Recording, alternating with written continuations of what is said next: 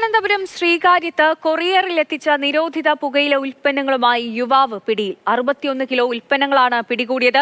ബീഹാർ സ്വദേശിയെ police കസ്റ്റഡിയിലെടുത്തിട്ടുണ്ട്. പൗടിക്കോണത്തെ courier സ്ഥാപനത്തിലേക്ക് ബംഗളൂരിൽ നിന്നും എത്തിച്ച 61 കിലോ നിരോധിത പുകയില ഉൽപ്പന്നങ്ങളാണ് ശ്രീകാര്യം പോലീസ് പിടികൂടിയത്. തിരുമലയിൽ വാടകയ്ക്ക് താമസിക്കുന്ന ബീഹാർ സ്വദേശിയായ മുജാഹിദ് മൻസൂദിയാണ് പിടിയിലായിട്ടുള്ളത്. കൊറിയർ വഴി പുകയില ഉൽപ്പന്നങ്ങൾ എത്തുന്നതായുള്ള വിവരം ലഭിച്ച പോലീസ് ഇത്തരക്കാരെ നിരീക്ഷിച്ചു വരികയായിരുന്നു. ഇന്നലെ പൗടിക്കോണത്തെ കൊറിയർ സ്ഥാപനത്തിൽ മുജാഹിദിന്റെ പേരിൽ 4 ചാക്കുകളിലായി നിരോധിത പുകയില ഉൽപ്പന്നങ്ങൾ എത്തിയതായി പോലീസിന് വിവരം ലഭിച്ചു. സ്ഥാപനത്തിലെത്തി പാഴ്സൽ വാങ്ങി പോകാൻ ശ്രമിക്കുമ്പോഴാണ് പോലീസ് ഇയാളെ പിടികൂടിയത്. ഇയാളുടെ സ്കൂട്ടറും പോലീസ് കണ്ടെടുത്തിട്ടുണ്ട്.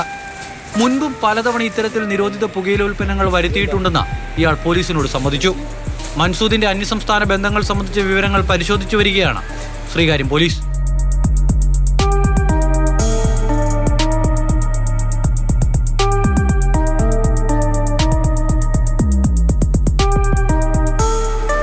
മാതൃഭൂമി ന്യൂസ്, തിരുവനന്തപുരം.